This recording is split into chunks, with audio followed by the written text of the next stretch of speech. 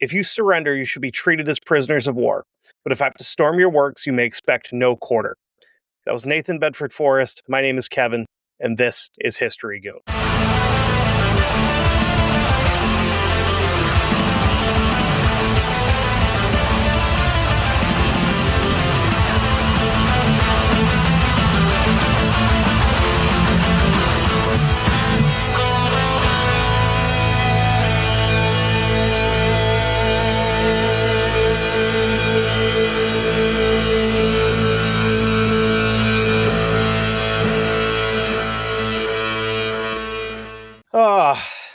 Happy New Year. Welcome to 2026. We're starting it off strong.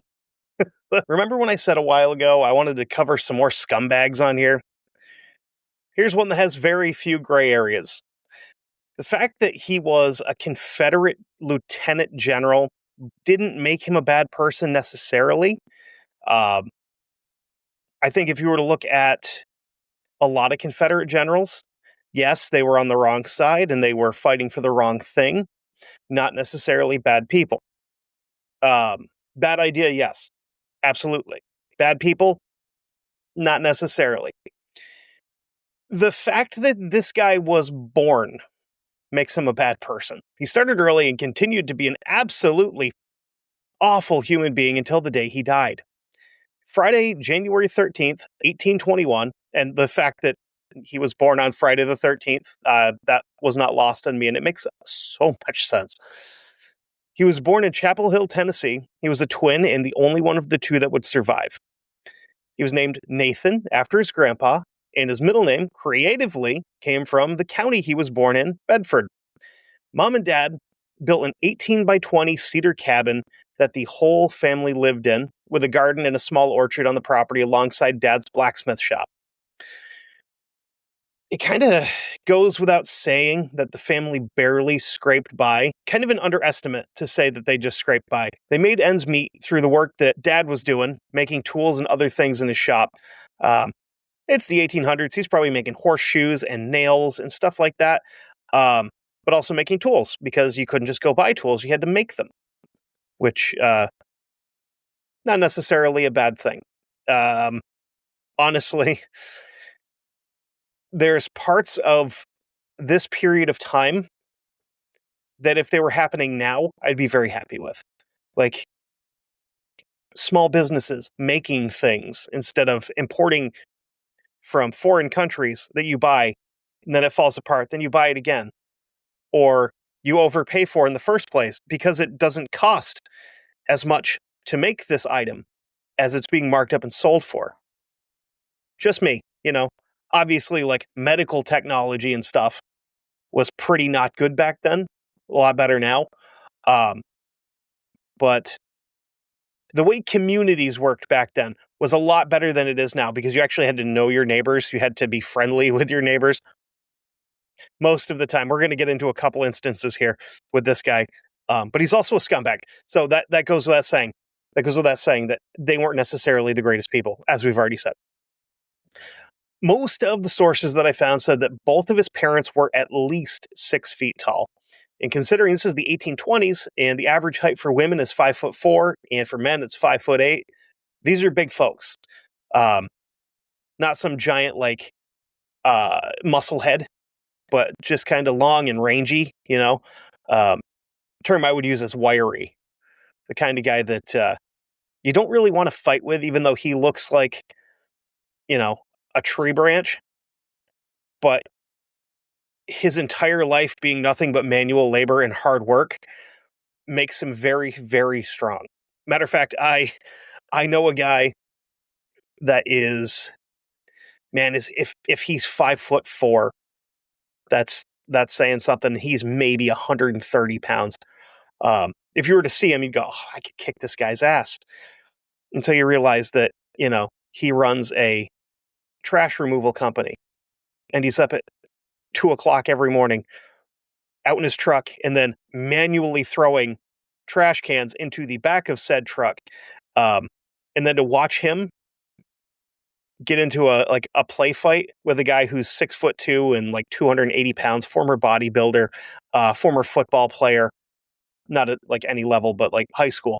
Um, just a generally like a big dude, and to watch him pick him up and drop him on the ground, you just go, oh no, he's stronger than he looks. Um, there's a lot of folks out there like that. So if you're pro tip, if you're ever considering getting into a bar fight, just because the guy's smaller than you, don't underestimate him because he will beat the dog out of you. Ask me how I know. If you notice when I talk, I kind of a lot with my nose. It's because I can't breathe out of this side of it because my nose has been broken so many times from being an idiot. And that was just one example of that. Thankfully, it was never like smashed flat, so it looks all goofy, but it's been broken from each side a couple of times. Anyway, in 1834, the family moved to northern Mississippi to the area of Tippah County, where they settled down on a kind of a small creek. 3 years later, Dad William passed away, leaving Forrest as the new man of the house to help keep the family afloat. Here's the thing. The family consisted of Mom, Miriam, 6 brothers, 3 sisters, and another little brother on the way at the time that William died. With Dad not around, Nathan and the boys that were old enough to work had to get after it planting corn, oats, wheat, tending the livestock, and of course, because this is the South in the 1800s, we're planting the cash crop. We are planting cotton. Now, before I go any further, I know I just said that, and I know where people are going to go, where, oh, this guy, he must have grown up owning slaves, blah, blah. No, this family was so poor they couldn't afford it. If they could have, they would have had them. I almost guarantee you of that, considering his future actions that we're going to get into. But at this point in his childhood, they're so poor that they couldn't afford to do it. They had to do everything themselves. Um, they're right around that financial level where, had he been a kid after the Civil War, they would have been sharecroppers, where it was essentially slavery, but you got kind of paid for it, and it also wasn't against your will. But other than that, it was the same thing. You're out there all day, working your balls off for very little money, and then you're sleeping crammed in a little shack with a bunch of other people. Not a good time. A better time than slavery, but not a good time. And also, while we're on the topic of slavery, I know it's like a hot button issue and stuff. We're not the only ones that did it here in the United States. Yes, it was awful. I'm not defending it because it was terrible. Absolutely horrendous. We're not the only ones that did it. There's other countries that, as far as I know, still do it to some point. Countries in the Middle East, countries in Africa. The Korean Peninsula had the longest unbroken chain of slavery in the history of the world, which was like, I want to say it was legal for like 1,500 years to own slaves in Korea. Not taking away anything from how we did it, because it was, again, it was terrible. But for anybody out there that wants to be like, well, America's awful because they had slavery, maybe check your own history too, because I guarantee you did. The word slave comes from the word Slav, which are Eastern Europeans, which were the first ones that were picked up for it. Then the Muslim Barbary pirates really streamlined the entire thing, the way they did it. And it wasn't like we just had white dudes going over on boats with like butterfly nets, like chasing dudes around and trying to catch them to put them back in the boat. No, they were being sold by their own people when they were defeated in like combat of some sort. They're being sold by, again, the Barbary pirates, who would buy them from the people that captured them and then ship them off. And then there's some other stuff that we could get into on that, but we don't want to talk about a depressing topic. We're gonna talk about this guy who's just a ray of sunshine. Anyway, so these boys are working the field from sunup to sundown every day. And this lifestyle at this particular age made him what he would become later in life, which is strong-willed and tough as hell. I really don't want to give this guy that much credit because he's a piece of garbage. But if it weren't for how he did things, if he had gone a different path after his childhood, he could have been anything. Like, I mean, he was he had potential to be a good person. But we get into that whole nature versus nurture thing. And then again, I'm going to plug the Joe Ledger books by Jonathan Mayberry because I absolutely love them. The Rudy Sanchez theory, who's a therapist in the book, where you have nature, nurture, and choice. And his was choice. Yeah, he grew up with no money. He grew up working his ass off in the fields. But then he made the choice to be an awful person. So here's a fun little story about the kind of person that Nathan Bedford Forrest was. He used to ride his horses past a neighbor's house that had a pair of fairly vicious dogs. Oh, he would normally ride by and throw rocks and sticks at the dogs and then outrun them, except for one time when the dogs got the drop on him and scared his horse, which tossed him off. The author of one of the books I used said it like this, quote, Bedford sprang to his feet and readied himself for an attack, expecting to be torn apart by the hounds. Instead, the animals scampered back to the safety of the cabin. It's likely that these dogs saw in Bedford's countenance the same unflinching resolve that men would later see and also fear.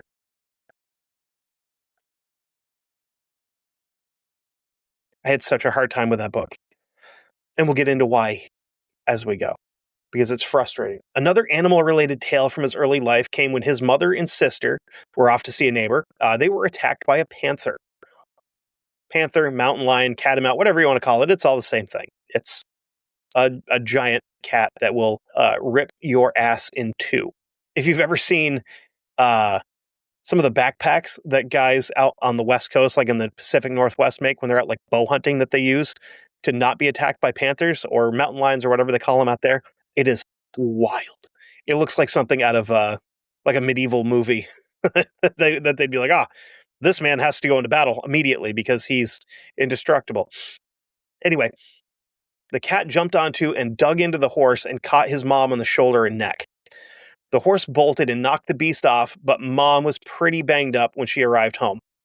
Our hero of the story took off into the woods with his flintlock and dogs to get some revenge for his mother. There's no record or stories if he tended to his mother's wounds first or not, but he tracked the animal all night before scoring a one-shot kill and returning with its scalp and ears in the morning. Is that an embellishment? Maybe. Is it 100% possible that this is also true? Also maybe. He also had a run-in with his neighbor over a wandering ox. This ox kept breaking through the fence and eating and damaging the crops that the Forrest family had planted, which that would be frustrating. He allegedly asked the neighbor a few times to put a yoke on the ox to keep it on its own property. When that didn't happen, he either A, told them that if it showed up on his land again, he was going to shoot it, or B, gave zero warning and just shot the animal anyway. Either way, a few days later, the neighbor heard a gunshot and for anybody curious, if you're hearing chomping noises in the background, this is why. This is Poncho. He's a dork. He's a fantastic dog, but he's a goof. Okay, go back to your chewing. Either way, a few days later, the neighbor heard a gunshot, and then he also heard shot ox noises and grabbed up his rifle and ran to the Forrest home. He's met by young Nathan Bedford Forrest on the porch with a now reloaded flintlock, and the neighbor went home oxless. And I guarantee you, that little prick went out there and processed that thing and then brought it in to eat because that's the kind of person he would have been. Instead of being like, hey, I shot your ox. Would you like it to, have the meat? Nah, it's on my property. It's mine now. In 1841, some rumors made their way to Mississippi about a possible upcoming attack on the Republic of Texas by the Mexican Army. At 19 years old, Forrest joined up with the militia to go fight on behalf of the Republic of Texas. That's a very honorable thing to do. Because the Republic of Texas is basically its own thing at this point. It's not Mexico yet anymore. It's not America yet. It's just its own thing. Is it run by Americans? Absolutely it is. But it's not its own thing. So they need all the help they can get. After traveling to New Orleans to hop a ship to Galveston, guys start falling off and going home because the ship never showed up. Not one to give up, He went with the remaining guys to Galveston on foot just to find out that their services were no longer needed. So he's now completely broke. He's a ways away from home. He has to work on a farm until he got enough money to get back to his house. He got enough after his uncle made him an offer in 1842 to go into business in Hernando, Mississippi to do livestock speculation, um, meaning they would go to auctions and stuff like that and buy livestock to resell it. The author of the book I used for a lot of this, the book is called Forrest, the Confederacy's Relentless Warrior. And it's written by a man named Robert M. Browning Jr.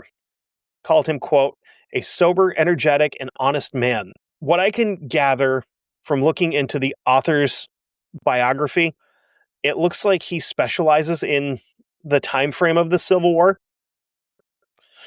What I don't like is the fact that at this point in the book, he's still not outright calling Nathan Bedford Forrest a piece of,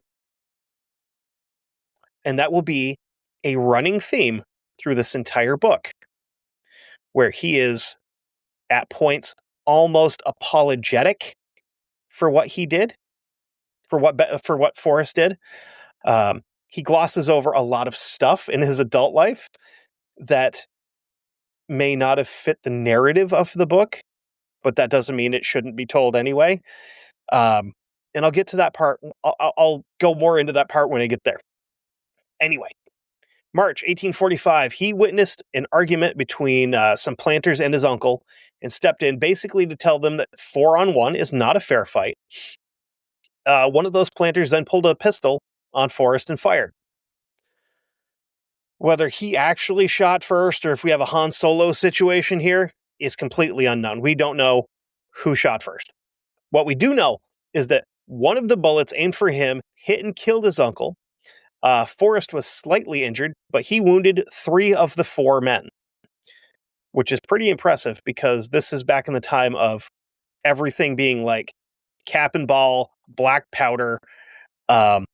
I don't believe he would have had the money for a revolver, so he's got a very, very low-tech handgun at this point.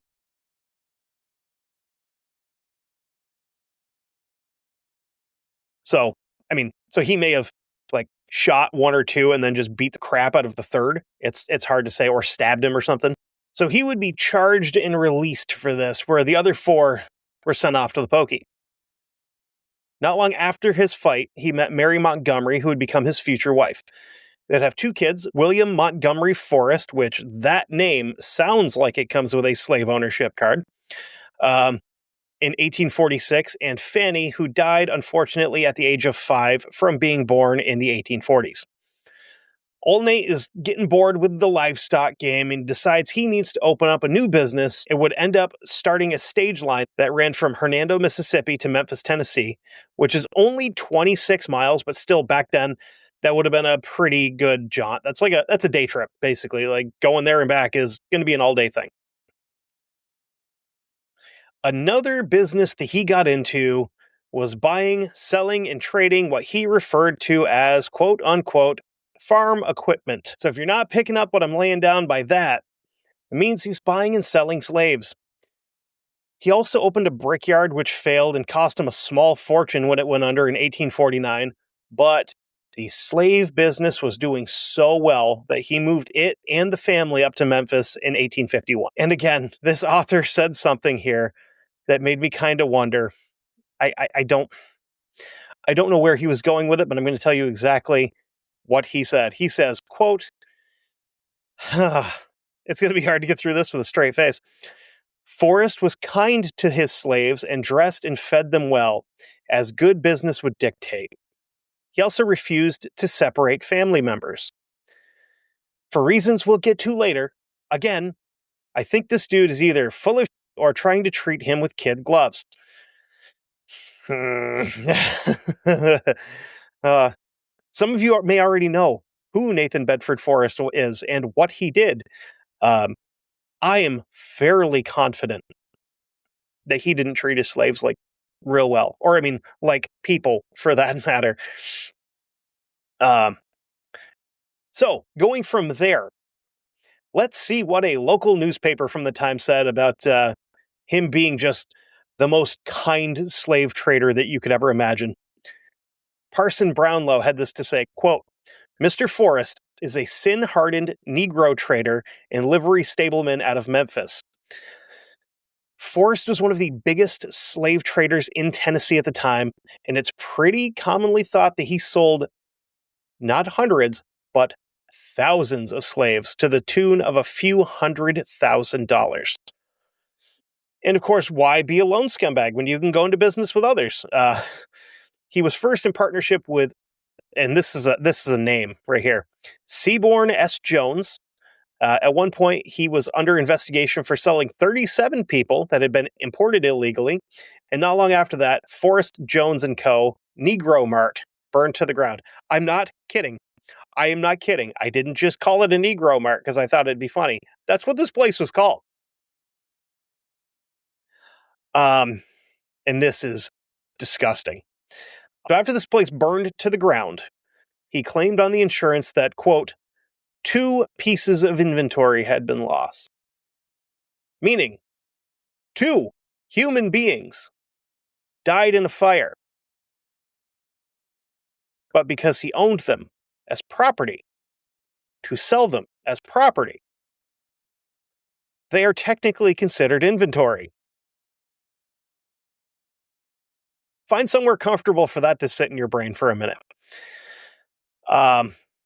He was paid out the amount of $13,000 in today's money for his equipment losses. I fucking hate this guy.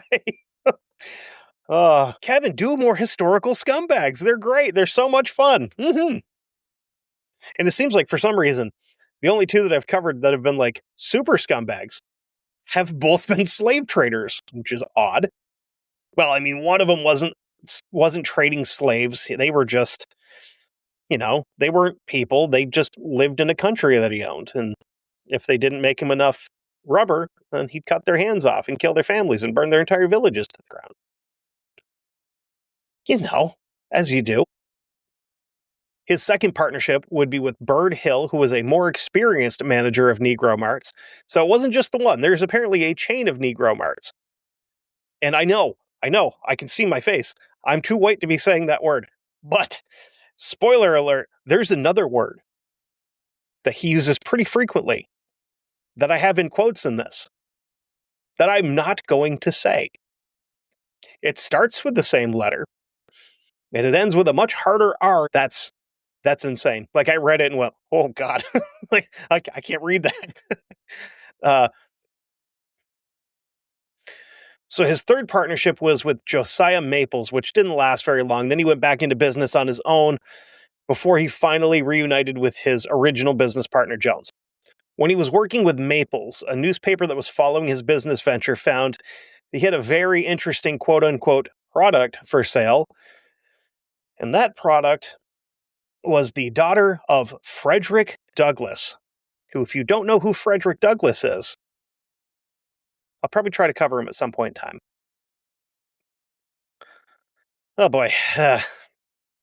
Here's a chunk of that article. Quote, Fred Douglass's daughter for sale.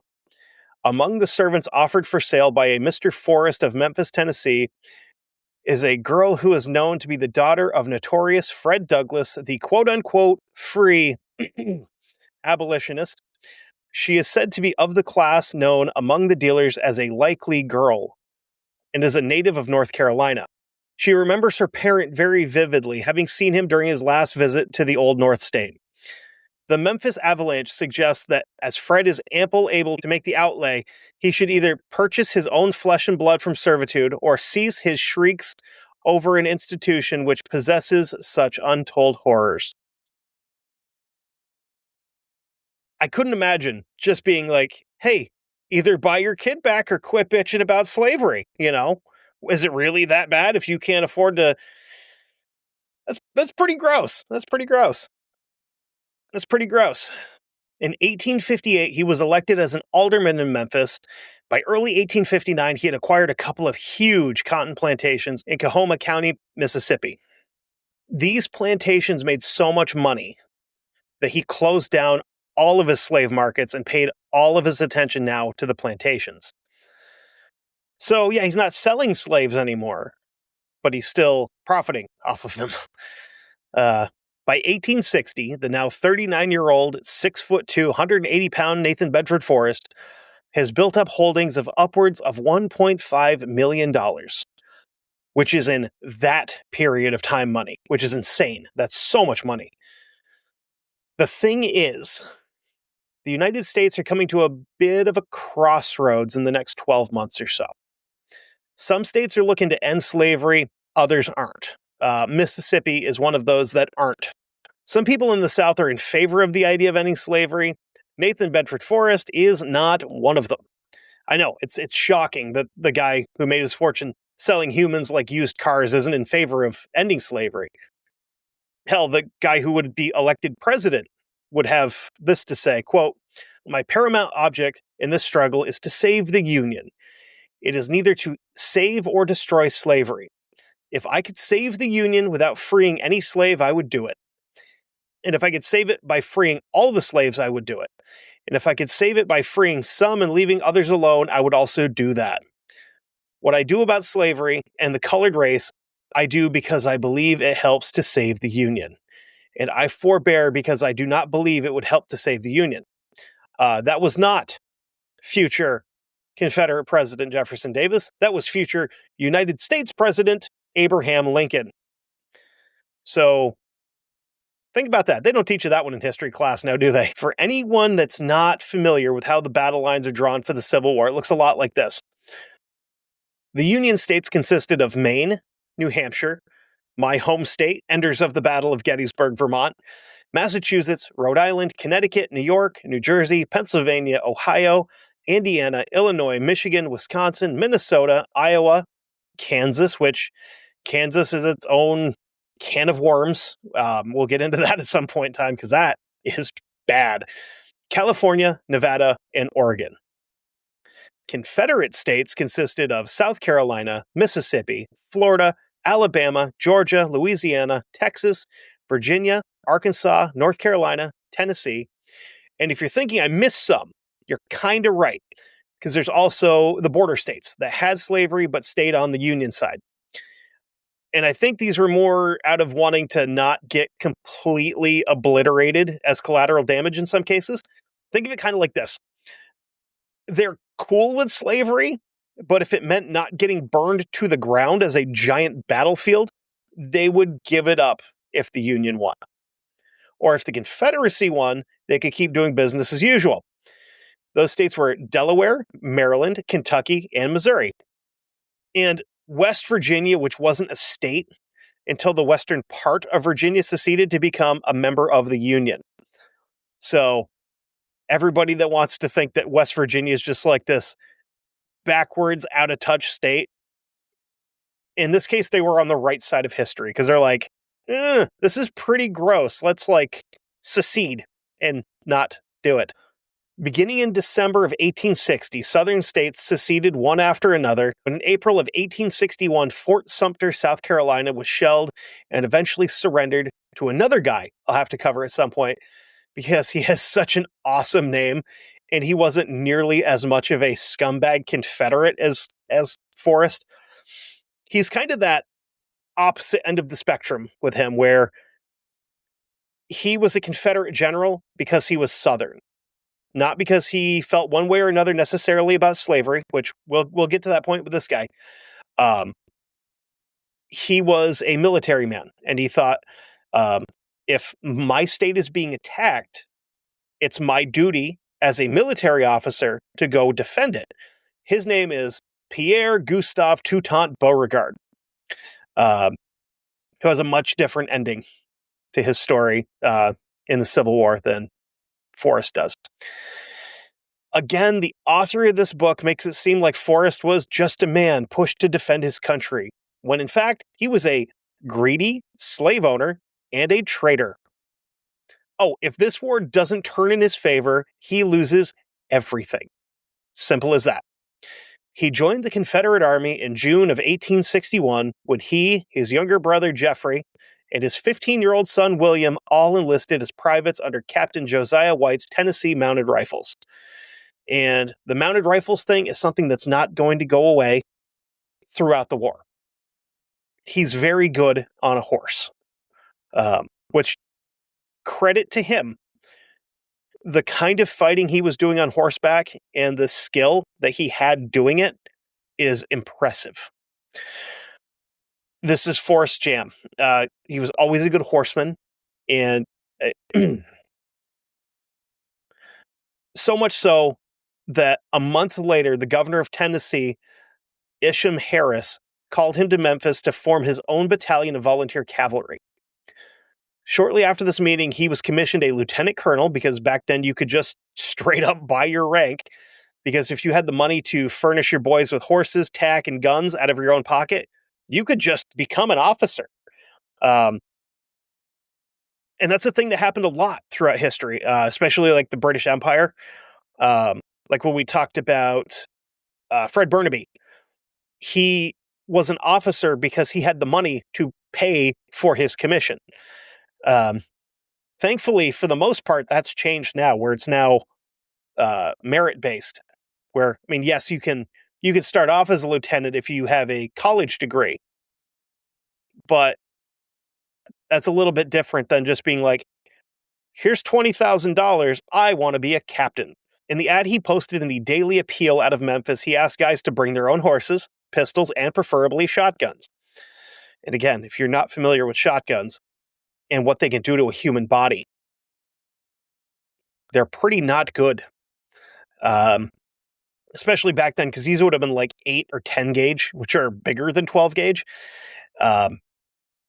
And if you're riding by somebody and you catch them in the chest with like 10 gauge buckshot at, less than 20 feet, you could potentially blow that man in half or remove a limb, because shotguns, contrary to what video games want you to think, will you up. He eventually used some of his business contacts to scrounge up saddles, blankets, and a bunch of pistols.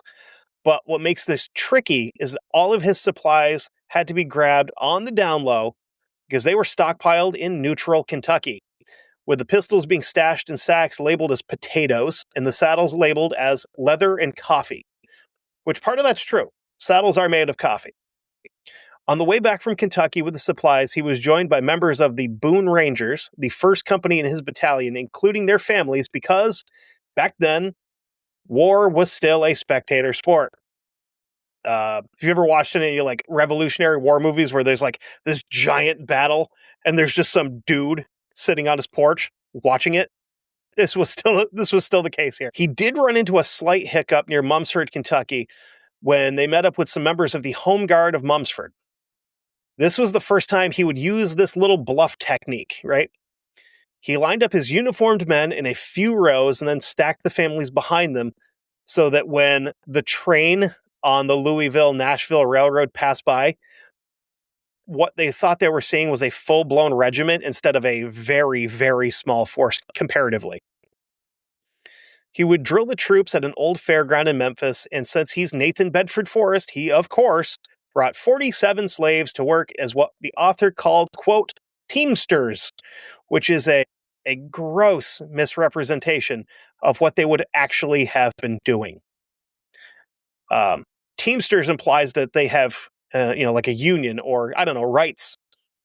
No, these were slaves, again, that were being used as slaves to tend to the horses, to tend to the troops, to do everything that the troops didn't want to do, like feed their horses or clean stuff, And again, if the concept of slavery makes you uncomfortable, this may not be the episode for you, because there's a lot more of it. And then it gets worse, believe it or not. By late October, Forrest had 8 companies for a total of 650 men ready to rock and roll, and he described them as, quote, as fine a body of men as ever went to the field. And the first place that they would head off to was to help fortify Fort Donelson in Dover, Tennessee. From there, they'd go off to Hopkinsville, Kentucky, which is a place we may or may not visit in a Weird Topics episode in the future. And from there, they would go on to Princeton to scout for enemy movement between the Cumberland and Green Rivers. They had some small skirmishes and contact, but would eventually head back to Fort Donelson, where they would spend the next few days scouting around the area.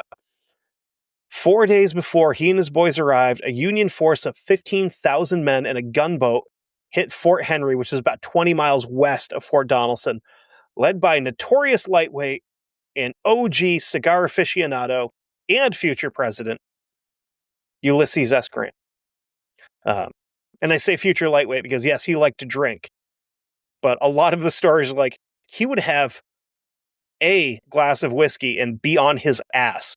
But he smoked something like 50 barrels of cigars during the Civil War. It's like, over the course of 4 years, that's like, I don't know how many cigars that is, but I'm pretty sure there's a comma in it. The Confederate forces at Fort Henry numbered 3,400 men and 17 busted-ass old cannons. The only thing that stood between the Union and taking control of that section of Tennessee and the Cumberland River was Fort Donelson. Other notable generals at Fort Donelson included Major General Gideon Pillow, which is a crazy name, and Brigadier General Simon Bolivar Buckner. Those are both guys that I could probably cover at some point. Their episodes would definitely be shorter than this one, but I could cover them at some point as well. February 12th, Forrest snuck some of his guys out to scout the Union advance, and a couple of days later, on the 14th, the Union flotilla arrived and started pounding Donelson again. Started pounding Fort Donelson again. Let's do it that way, because if not, it sounds like some dude is just getting run on, and that's not cool. That night, the generals held a council to figure out what the best course of action would be. The next day, on February 15th of 1862, Forrest led a rush on the Union troops early and surprised them. His men fought for 2 hours and actually pushed the Union boys back, but he wasn't able to start a secondary flanking attack, which, if you are cavalry on horseback, your best bet at this point in history is not to fight face on, but it's more to try to flank on one side or the other. And the best tactic would be, because a lot of people don't realize this, but the Civil War had a lot of elements of World War I with it, where there was a lot of trench fighting, and you still have the box formations that would have held over from the Revolutionary War, which, again, I've talked at length about what I think about box formations in combat. I think it's retarded to stand there 60 yards away, shoot, and then let the other guy shoot back. Seems kind of counterproductive to me. But your best bet is to wait until you have the two main fighting forces facing off, and then come in on this side or on this side, or even better if you can. But eventually they got the Union forces to retreat, and Forrest personally led a cavalry charge out past the Confederate infantry and captured a 6-gun Union battery, which is big. Then, under orders from General Pillow, he led a charge down a ravine and captured 3 more gun batteries and killed around 50 Union sharpshooters. This attack would end up opening 3 roads for possible Confederate escape routes if needed. So that's huge. To be able to knock these guys out and basically secure an escape route is massive, a massive victory. This came at a pretty high cost for Forrest, though. He would lose 350 men, killed, wounded, or captured. And he also had 2 horses shot out from under him in the fighting, which also not great, especially when you're Confederates and you don't have the kind of infrastructure or supply routes or supplies, for that matter, that the Union does. Even early on in the war, the Confederates, their supplies were minimal compared to the Union, because all of the industry and stuff was up in this half of the country, where down there was all rural agricultural style. Up here, we had all the factories and stuff like that. So they didn't have the same access to equipment that the Union would. Now, to circle back to his horses, the first was shot 7 times and kept running until it bled out, and the other was hit up under the saddle blanket by an artillery shell, which almost put an end to this story right here. The weird thing was, after opening up these routes, General Pillow ordered everyone to retreat back to the fort at midnight, and the generals held a council and decided to surrender. So Forrest lost 350 men, 2 horses personally, and God only knows how many other men, for them to open up these escape routes to surrender. I don't know the man, I don't know his mind, but I can tell you he was probably furious about that. The only thing I can really come up with from all my reading and research that I could do is the surrender had to do with the fact that they were incredibly outnumbered, but I don't understand why, because it literally turned the Union away and chased them miles back from the fort. Forrest was the only general that outright refused the surrender, and he took his boys and split at around 4 a.m. and rode towards Nashville with 500 of his own men and another 200 volunteers from other units that wanted to keep fighting. After Forts Henry and Donelson fell, Middle Tennessee was wide open to Union invasion, which dropped a gigantic turd in the punch bowl when it came to strategy in the western half of the war. This is a part of the war that I feel like doesn't get as much attention, even though it had quite the cast of characters fighting in it. Most people, when they get like super into the Civil War, they fixate on like Gettysburg or Antietam or Annapolis and kind of forget about all the stuff that happened in the western part, you know? I think now is a good time to jump forward to a huge battle that Forrest took part in. 120 miles east of Memphis sits Hardin County, Tennessee. Now, there's some context we need to get into before this absolute bloodbath that would become known as the Battle of Shiloh. In March, Major General Henry W. Halleck, commanding U.S. forces meaning Union forces, in the West, advanced armies under Major General Ulysses S. Grant and Don Carlos Buell southward to cut the southern railroads. Grant traveled down the Tennessee River by steamboat, disembarking his Army of the Tennessee at Pittsburgh Landing, 22 miles northeast of Corinth. There, he established a base of operations on a plateau west of the river, with his forward camps posted 2 miles inland around a log church called Shiloh Meeting House. Halleck had specifically instructed Grant not to pick a fight with the Confederates until he had been reinforced by Buell's Army of the Ohio, which was then on the march in from Nashville. Once combined, the two armies would advance on Corinth and permanently break Western Confederate Railroad communications. The Union forces combined for a total of 66,812, where the Confederates tabled 44,700. So there's not a huge discrepancy there, but 20,000 men is a lot. Especially when you consider somewhere around 100,000 men in this area is a lot. General Albert Johnston of the Confederacy had different plans, though. He wanted to stomp Grant out before Buell got the chance to show up. And since everybody knows who Ulysses S. Grant is and nobody knows who Albert Johnston is, you can probably tell how that worked out for him. He set his troops in motion on April 3rd, but heavy rain and difficulties encountered by marching large columns of men, artillery, and heavy wagons over muddy roads delayed this whole attack. By nightfall, April 5th, his Army of the Mississippi, nearly 40,000 strong, was finally deployed for battle 4 miles southwest of Pittsburgh Landing. On the 6th, a heavy mist hung over Shiloh, which worked in favor of the Confederates that charged out of the tree line at 5 a.m. and opened fire. At 11 a.m., Forrest was ordered to get his mounted troops to the front. He led his troops to the site of the heaviest gunfire past the right flank of the Confederate line. After not getting orders to do anything, he formed his men up and ordered the charge. So he doesn't have permission to do this, which generally will get you in trouble in the military, from what I've been told. Doing things without permission or not doing what you're told is probably right in the wheelhouse of being exactly the same when it comes to consequences. His cavalry unit caused enough chaos, even though there was like a creek between the two, that the infantry could move up and fire while Forrest and his cavalry could move around this little marsh in the area and hit the Union again. The Union boys started to retreat, but then things for our Southern friends turned.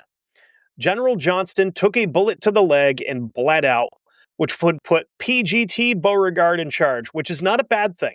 Because again, he's a very, very competent, very, very good general.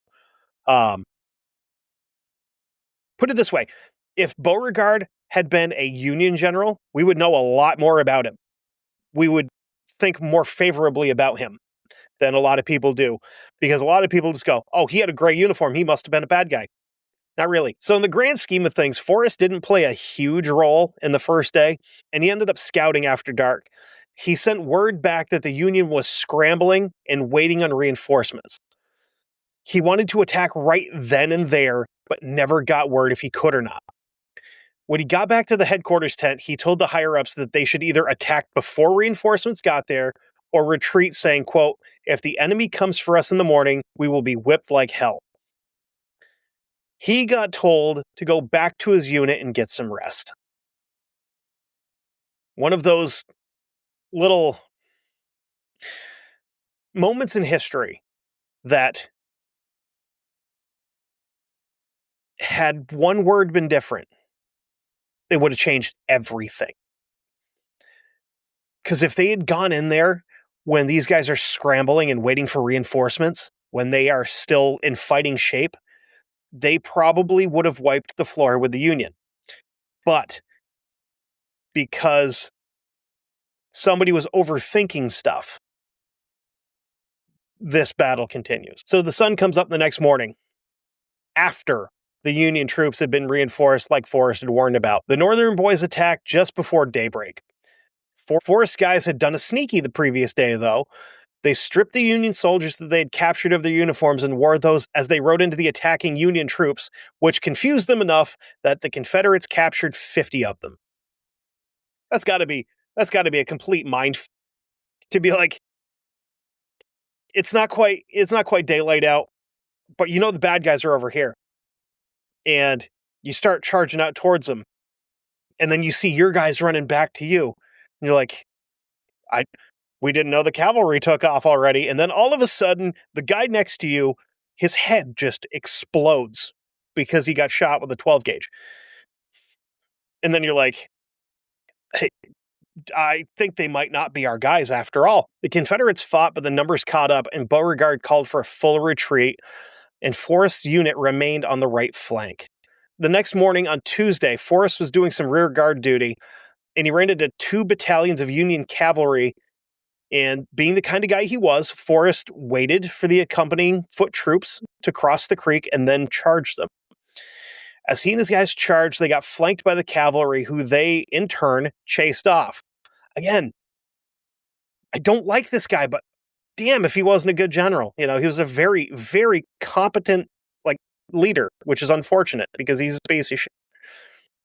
The Union cavalry that they chased off was so banged up that they just kind of lost composure and they rode down their own men on foot. Things at this point are going great for Nathan Bedford Forrest right now. He's leading a successful cavalry charge. He's killing Union troops. He's thinking at this point he's going to be able to keep his slaves. He's pretty pumped about this, right? A Union soldier closed in and chucked a rifle round into his side. The bullet entered his left hip and lodged next to his spine, which sent his legs numb. Now, here's a possible exaggeration from the book. The author said that as he rode off with a hip blasted to smithereens and a horse that's been shot at least twice, he rode past, quote, a small Union soldier and scooped him up to shield his back. Sure. Yeah. He's basically paralyzed from the waist down. His horse is shot a couple of times and bleeding profusely, and he just decides, I'm going to scoop this teenager up and use him as a human shield. I don't buy it. Maybe I'm being cynical. Maybe I'm not giving him enough credit. But I don't buy it. I think that's, I think the term we're looking for, the professional term, scientific term, is bullshit. What we do know is that he rode to a nearby field surgeon, and the doc said that he couldn't find the bullet, and it may be fatal. We are not that lucky, unfortunately. He caught a ride in a wagon back to Corinth, where he was stitched up and sent back to Memphis to recover for 60 days. His dumbass came back early and wanted to run recon for General Halleck during the siege of Corinth. By the way, the Union, because we didn't get to see the end of the Battle of Shiloh, where if I were to cover it in depth, we would. But since we're covering it from the point of view of this one turd, we didn't get to see the end of the battle because he got knocked out of it. The Union won the Battle of Shiloh, inflicting 13,047 casualties.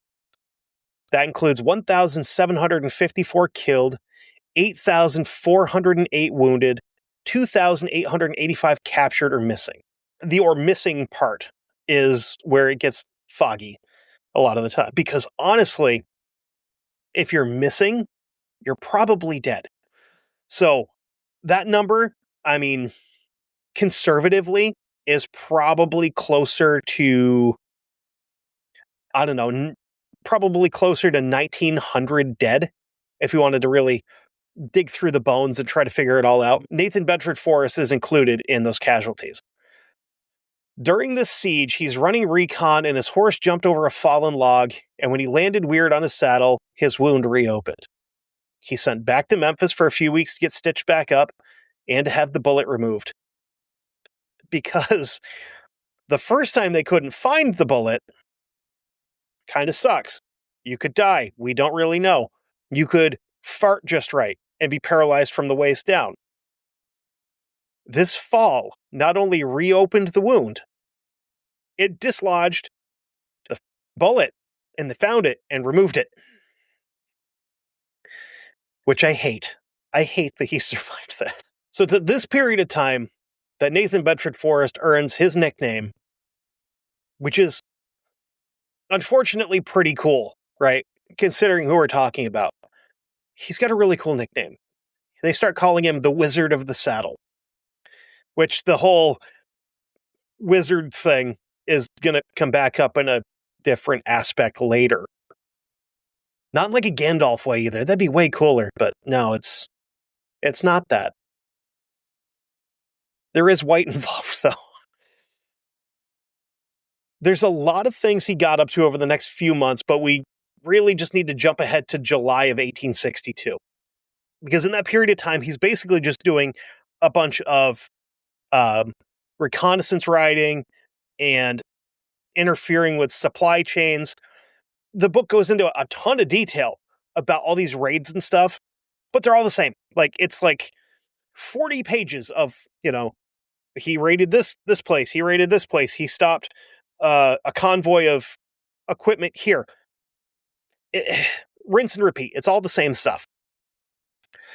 So in 1862, he's promoted to brigadier general and given control of a full cavalry brigade, of which the numbers vary, but it's definitely over 1,000 men.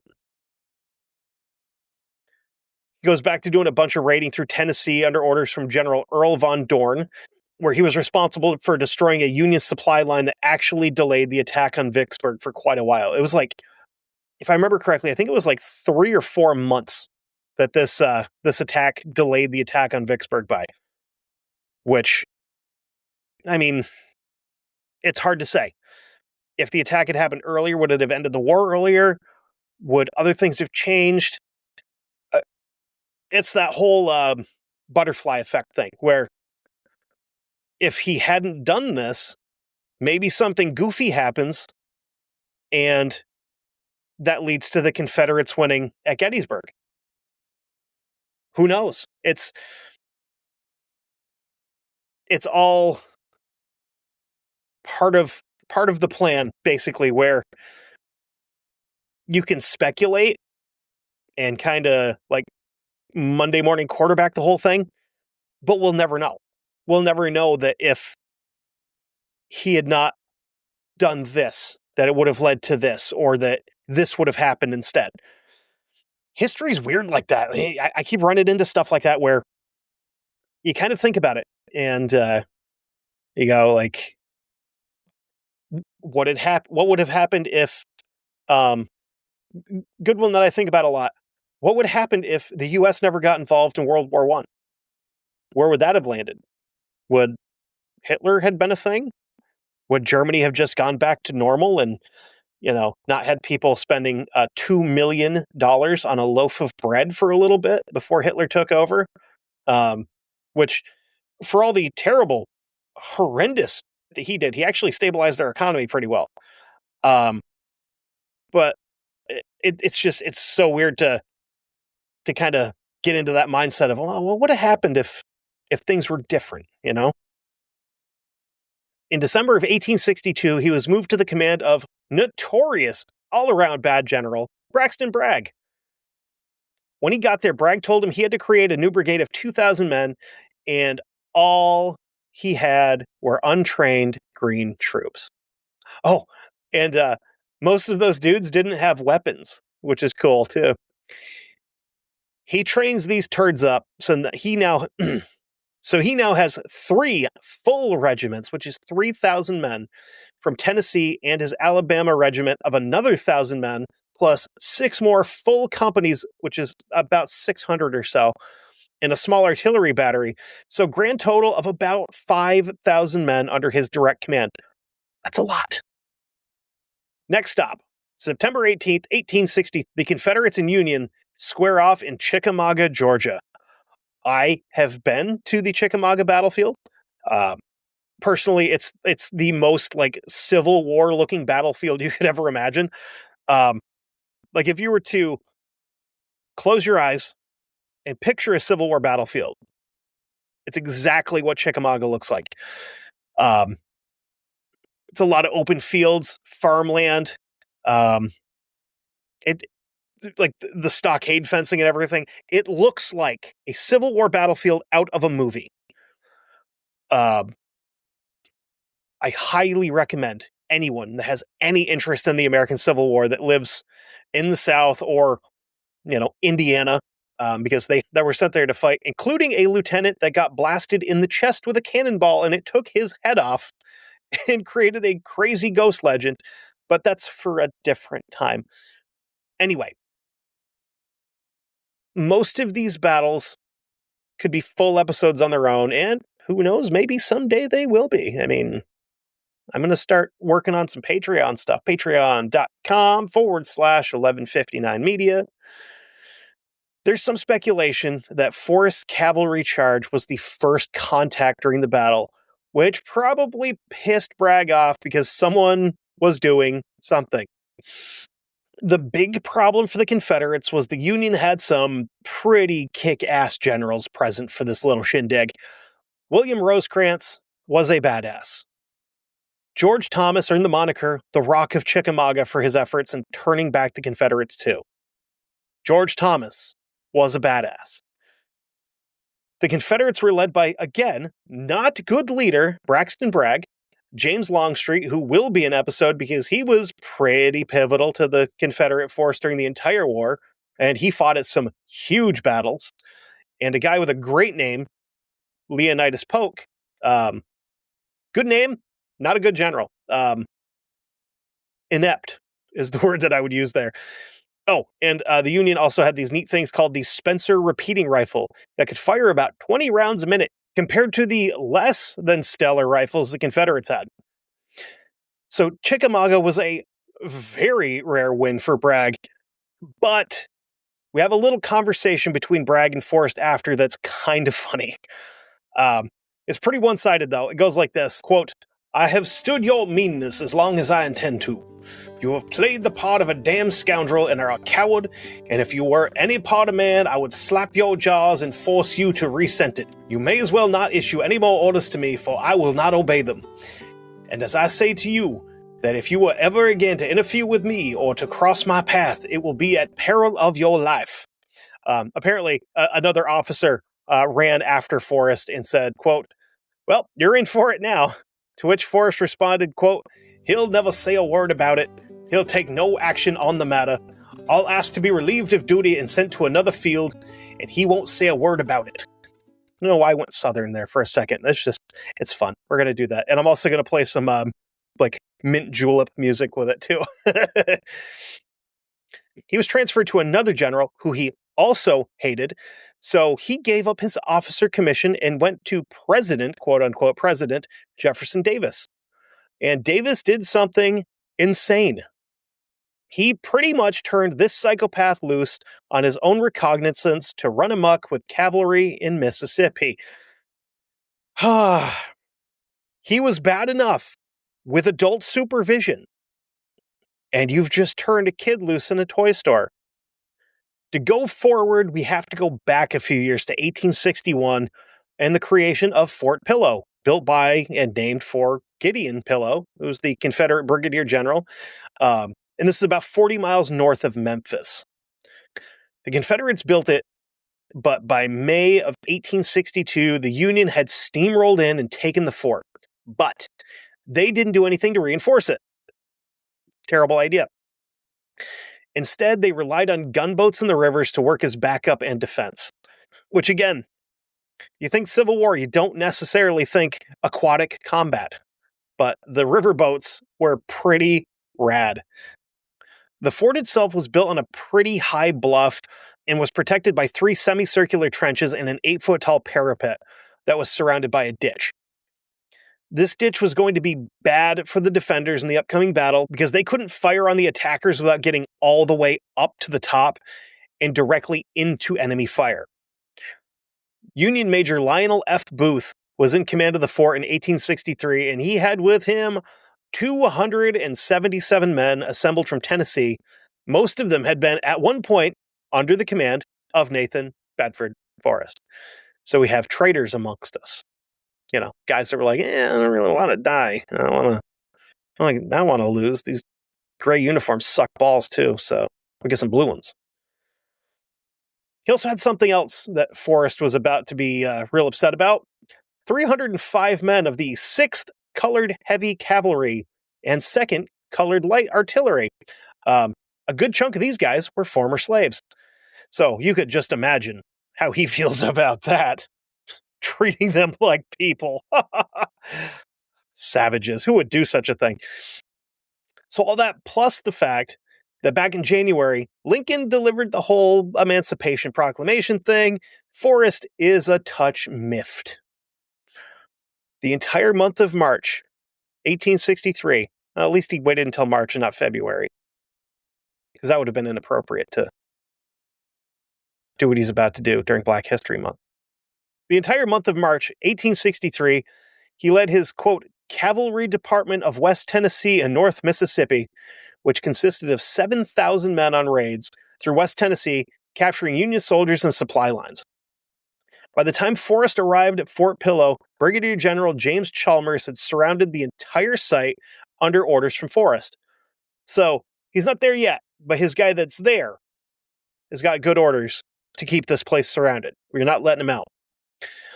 When Forrest arrived at 10 a.m. on April 12th, he took immediate charge, and as he raced towards the fort, his horse was shot. The animal reared up and fell over backwards on top of him. He got back up and mounted another horse. The fact that he just had like a 1,200-pound animal land on top of him and he just like shook it off and went back to business sucks. I kind of wish it had just like crushed his spine or something. So he orders a bunch of sharpshooters to go out to like the high points around the fort. And it was discovered that on the left side of the fort, there was a blind spot created by a couple of barracks buildings. This led the Confederates into the fort and they killed the artillerymen. Kind of a big deal, especially when you are using artillery defensively. When that's gone, these guys can advance a little bit, which isn't good for you. I mean, so at this point, Forrest sent a message to the Union leaders with a white flag of truce. The message went a little something like this, quote, "The conduct of the officers and men garrisoning Fort Pillow has been such as to entitle them to being treated as prisoners of war. Should my demand of surrender be refused, I cannot be responsible for the fate of your command." The question came up from Union leaders if the black soldiers would be treated in the same manner, and Forrest and Chalmers both said, yes. Absolutely yes. When Forrest saw 3 Union gunboats on the river, including a troop transport, he sent the next message, quote, "You have 20 minutes to respond." This was because he couldn't allow more Union troops to get into the fort. He sent 400 men to cut off the route between the docks and the fort to keep troops from coming and going, saying, quote, "Fight everything blue between wind and water until yonder flag comes down."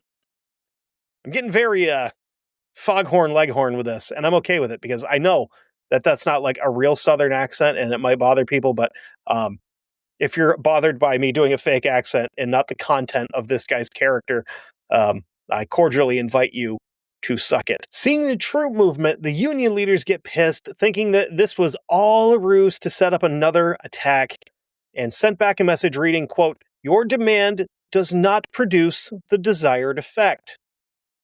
To which he responded, quote, "Choose yes or no," which which gives off to me big, like, say when vibes from Tombstone. And the Union generals responded, quote, "General, I will not surrender." From here, Forrest ordered a full assault on the fort, with orders not to fire a shot until they were past the walls. The sharpshooters were ordered to keep people's heads down so that the attackers could get across the ditches. Once they entered the fort and started shooting, the Union forces broke and ran. The white troops from Tennessee broke first and retreated, leaving the black artillery troops to fight alone. When they started to retreat, they found themselves stuck between Forrest and the Union troops that had retreated. They very quickly took very heavy losses. With most of the officer corps dead, the Union troops found themselves cornered, and that's when the Fort Pillow Massacre began. Most of the men that surrendered, especially the black troops, were slaughtered. The author of the book claims that the Confederate troops were, quote, "worked into a frenzy by the taunts of Union soldiers before the battle." He also says that Forrest wanted to capture the fort bloodlessly. I don't believe that for a second. And again, like I said before, the author of this book pisses me off to no end because he is such an apologist for the awful that we know happened because we have documentation that this happened. And he's just like, it wasn't that bad. I mean, they just like nailed a bunch of black dudes to a wall. Like, legitimately was one of the charges brought against Forrest was that his men had not necessarily executed these guys first, but had nailed them to the inside of the walls while they were still alive. But it wasn't that bad, right? It couldn't have been that bad. Union casualty reports showed 40% of the white troops had been killed, while a mere 65% of the black troops were killed. Forrest's men killed 221 of the 584 Union troops in the fort. He lost 14 men. So the word massacre being attached to that actually makes sense. So we're starting to get a little long in the tooth in this episode. And we still have so much more to do. So we're jumping ahead to April 2nd, 1865 at the Battle of Selma. Major General James Wilson of the Union commanded 3 divisions, about 13,500 men, to the town of Selma, Alabama, to face off with Forrest and his 5,000 men. Wilson stomped Forrest's ass all the way out. He lost 2,700 of his 5,000 men, where Wilson lost 359. May 9th, 1865 would be the final time Nathan Bedford Forrest would address his men. Quote, "We are beaten is a self-evident fact, and any further resistance on our part would be greatly regarded as the very height of folly and rashness. The cause for which you have so long and so manfully struggled, and for which you have braved dangers, endured suffering, and made so many sacrifices, is today hopeless. We must divest ourselves of feeling of any animosity, hatred, or revenge, and cultivate friendly feelings towards those with whom we have so long contested, and heretofore so widely but honestly differed. Courage and determination, as exhibited on many hard-fought fields, has elicited the respect and admiration of our friend and foe. You've been good soldiers. You can be good citizens. Obey the laws, preserve your honor, and the government to which you have surrendered can afford to be and will be magnanimous. following the law, saying follow the law. A little ironic, you know? That's what we call in the business foreshadowing. After the war, he was unsure of his future, so after getting his men paroled, he climbed on a train and headed back to Memphis. With all he did for the Confederacy during the war, he had become one of the most popular and influential men in West Tennessee. But he's kind of lost. He doesn't really know what to do with his life with the whole, not being able to sell humans thing off the table now. He still owned his plantations in Mississippi, and he went back into business with a Union officer this time from Minnesota, hiring freed slaves and some former Union soldiers to work the land. This is basically sharecropping that I mentioned before. He had a little incident, let's call it, in March of 1866. He asked one of his workers, Tom Edwards, to help with a project, and he ignored him and headed back to his quarters. So according to Forrest's half of this, he was upset more because this guy was abusive to his livestock and his wife, in that order. The livestock was more important than this other guy's wife. Forrest said that he started yelling at his wife from outside. When he tried to intervene, Edwards pulled a knife on him. Forrest defended himself with a broom until he got a hold of an axe and then killed Edwards. He went to trial and was found to be innocent. Self-defense, after all. Now, had Edwards been white, the trial may have ended a little bit differently. August of 1866, he had to sell off the plantation, which left him with pretty much nothing. He went into business as a cotton factor. He failed at that. He tried his hand at selling life and fire insurance. He failed at that. He then joined the Memphis and Little Rock Railroad. Problem here is that this job required traveling to different states, which he couldn't do because he was on parole for the war. He had to write a letter to the president asking for amnesty. His heartfelt letter went like this, quote, I submit to the constitutional authority of the United States. I understand that I am regarded in large communities at the North with abhorrence as a detestable monster, ruthless and swift to take life, and guilty of unpardonable crimes in connection with the capture of Fort Pillow. The president got around to pardoning him in July of 1868, so a couple years later, whatever, it was on my desk. I had to look it over. Not a big deal. We got it taken care of. It's fine. While all this is going on, Reconstruction begins in the South, which pissed him off even more. To see the state governments were treating blacks like people, and people from the North are moving south and taking over government seats, that really bothered him. December 24th, 1865, Christmas Eve, the day that I'm recording this, Forrest rode to the town of Pulaski, Tennessee, where he met up with 5 other former Confederate soldiers, Frank McCord, Richard Reed, John Lester, not that one, not the pitcher, the other one, John Kennedy, also not that one, J. Calvin Jones, and James Crow, who somehow isn't the James Crow that created Old Crow whiskey or the namesake for the Jim Crow laws. Just a happy little coincidence. These men started a social club. I was kind of inspired by a group called the Sons of Malta. That spiraled quickly into what became the Ku Klux Klan. Remember when I said it was going to get worse? There you go. The author of the book makes sure that he tells you that he was not involved initially and was invited by a former artillery chief that served under him named John Morton, who was the Grand Cyclops of the Nashville chapter, which is bullshit because there is so many other sources that say that Nathan Bedford Forrest was at the initial meeting. He helped create it.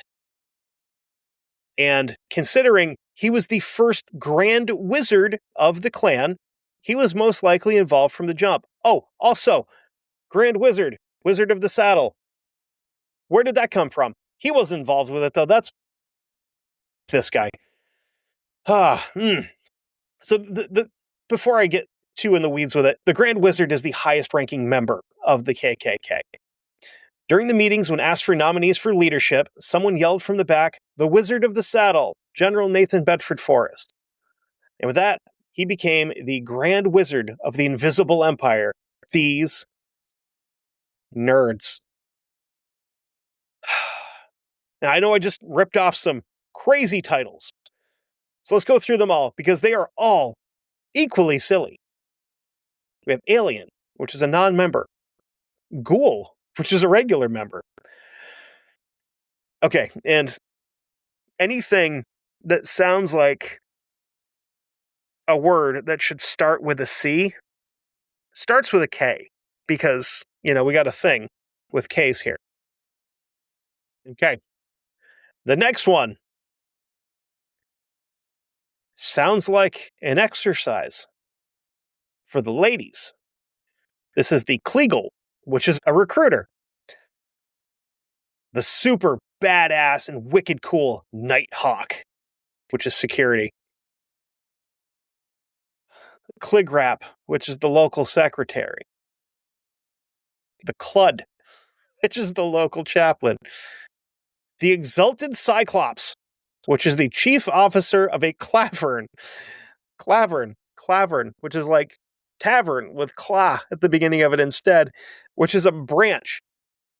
Then, of course, not to be outdone, we have the Grand Titan, who's the leader of a dominion or a province, which is a county or district level. The Grand Clud. Oh,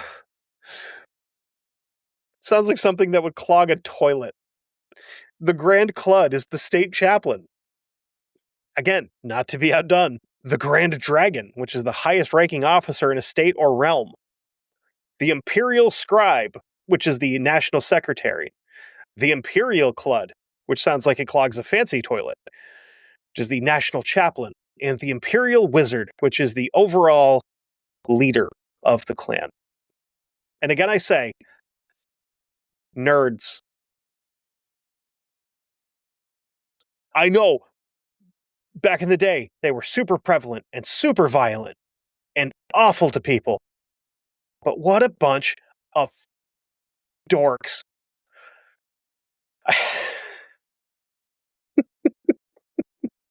Imagine going through somebody's resume, trying to like interviewing them. So it says here you're the former Grand Clud. What the fuck does that mean? Oh, nothing. It's just a thing that I do on the side to not make money and to give me a reason to have sex with a family member. Anyway, from what I've found, those are mostly modern titles, but still nerds. Forrest wasn't real interested in politics, but he used his status in the Klan as a way to fight back against the Republicans that had taken control of the state. So that means that the Klan was created by Democrats. And I know that there's this whole thought that, like, whoa, the parties flipped. Did they, though? I mean, they're all dirtbags. Like, every politician in the country sucks. But the idea that the parties flipped still doesn't make a lot of sense to me. His big enemy was Tennessee Governor William G. Brownlow, who was a Republican who was originally from Virginia. Forrest's sole concern was to, quote, to relieve his people from the terrible and oppressive conditions under which they so grievously suffered, which isn't all wrong, because during Reconstruction, Southerners got it pretty bad. Even just regular folks that were just working class people, they got treated like dirt by people coming in from the North and trying to rebuild the South after the war. But obviously, historically, that's not unheard of. Think of any time a war has ended and a country has either been occupied by the winter. Generally, the citizens get tangled up in the worst of the treatment. And that can be a breeding ground for secretive and potentially violent groups like, the IRA, the Mujahideen, any number of other groups like that. It happens. If you've suffered a great loss and you're upset about it because the people that won are now treating you like shit, even though you may not have been involved with it, it's kind of how you create terrorists, Ask us. We're Americans. The whole ISIS thing, whatever. Never heard of them. In its early stages, the Klan seemed to be a non-violent group, just kind of riding around at night in mommy's bed sheets, but very quickly escalated into a political tool for the intimidation of mostly black voters. A lot of people forget that the Klan also targeted whites that helped blacks out. Um, they also went after, I believe it's Catholics that they didn't like when it comes to Christianity. Um, Not big on the Jews either. You know, they've got a very wide spectrum of people that they dislike. And it's not just about color. It's about other stuff too. Because they are generalized retards, not just laser focused retards. By 1868, the Klan had grown and spread like a cancer from Tennessee to the Carolinas, Georgia, Texas, and Louisiana. We all know what the Klan did and would continue to do for a very long time, and then they had a resurgence in the early 1900s. They are way less active today than like the mainstream media will lead you to believe. There's not Klansmen hiding in the shadows of every building just waiting for black folks to make a wrong turn. You don't hate reporters and the media enough. If you dislike them, it's not enough because they're all lying to you about everything. Because if they can get us to turn on each other over something stupid like that, we're easier to control. And who benefits from that? The US government. When we don't like each other for the way somebody looks or the way somebody votes, guess who wins? Not us. That's who. I mean, are there violent racists around? Yes, there absolutely are. They come in different flavors other than vanilla also. But again, the media will lie to you about that. I'm not the media. I'm your friend. I'll tell you the truth. I gain nothing from this. I'm not running for office. I I can't run for office. I'm not sure I can fly on an airplane after some of the stuff that I've looked at and covered for this and other stuff. I do want to get into an event that these bags were responsible for in 1868 in Opelousas, Louisiana. The Louisiana Constitution was ratified in April of 1868. The problem is it gave black men the right to vote and it added integrated education throughout the state. To be clear, that's not a problem to rational human beings, right? I don't see that as a problem at all. Crazy, right? For these violent idiots, on the other hand, on September 28th, 1868, Emerson Bentley was teaching a class at the Freedmen's School in Opelousas, where he was interrupted by three men. John Williams, again, not that one, James Dixon, and Sebastian May, which sounds like that's if you mixed the lead singer from Skid Row and the guitarist from Queen and made him a violent racist, which I'm pretty sure neither one of those people are. I mean, Sebastian Bach's kind of an idiot, but Brian May is like literally a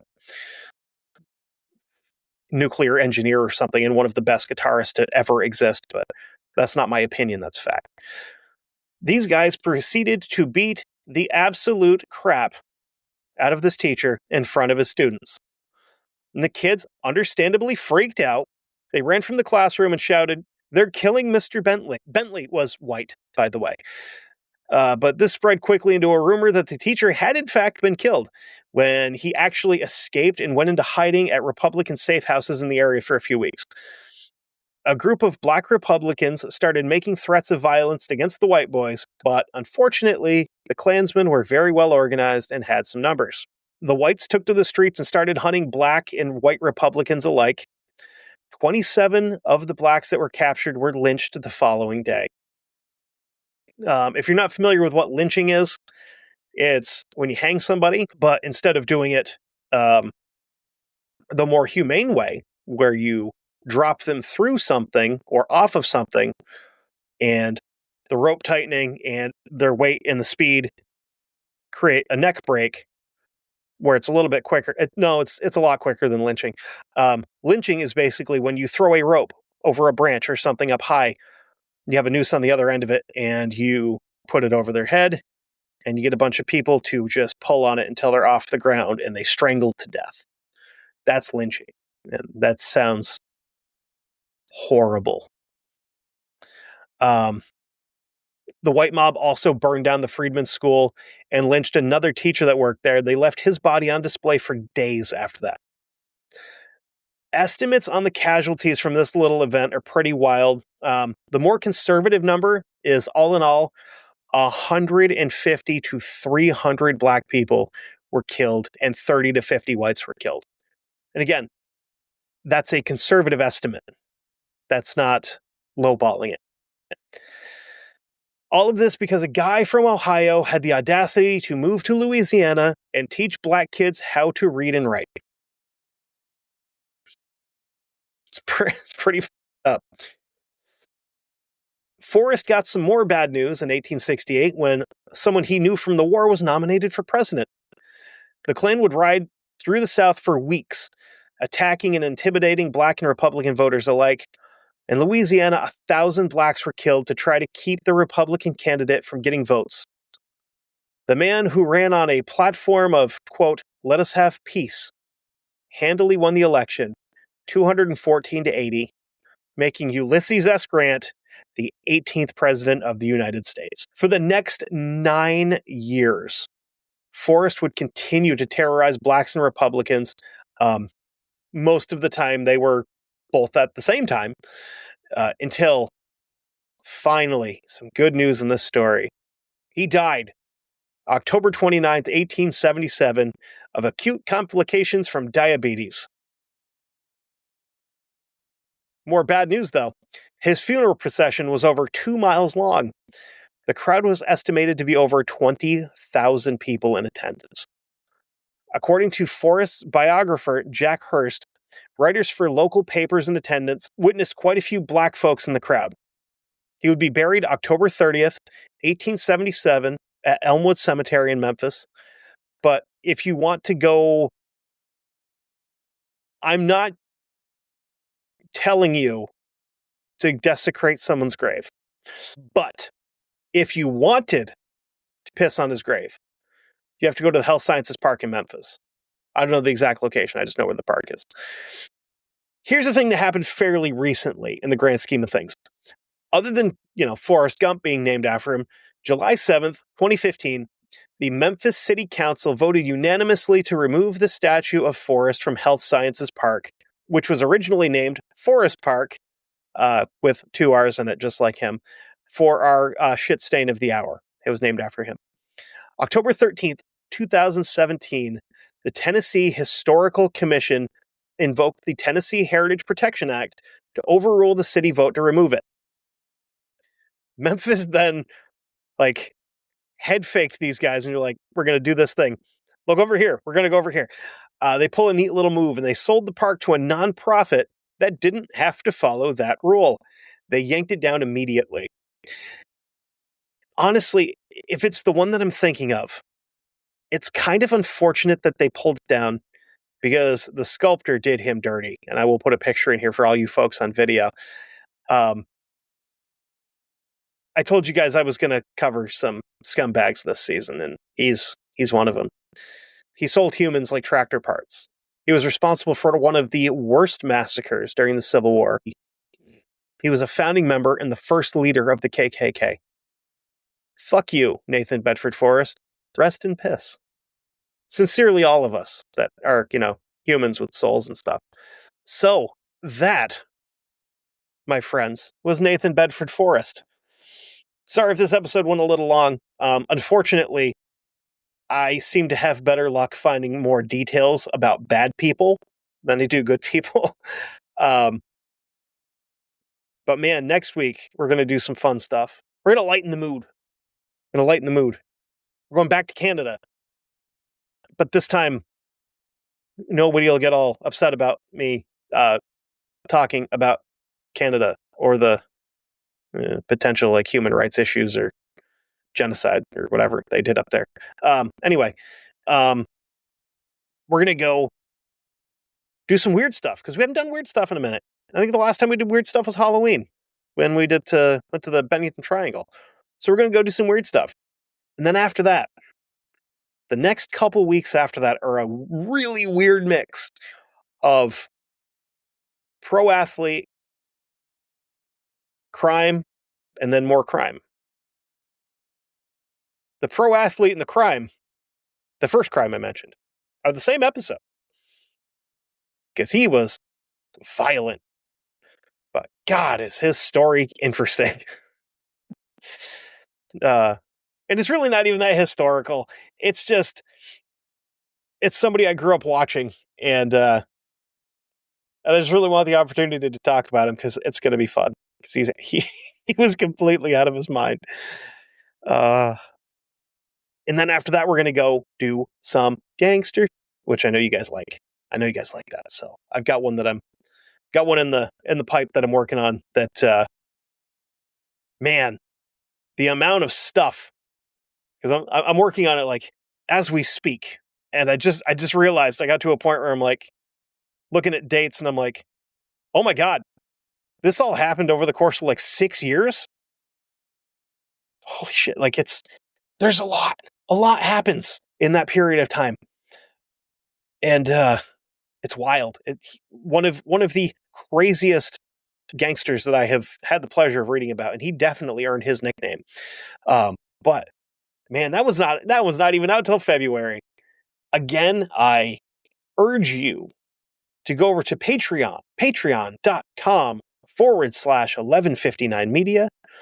$5 a month gets you early access to History Goon, gets you early access to Guessonicity with Luther, gets you early access to Almost Fiction with Chase, it gets you early access to the Never Daily with Sam and Chase, and sometimes me. I was on there recently, which by the time you hear this, it might be out. I'm not sure. I know they have like a ton like back catalog that, um, for emergencies and stuff, which is cool.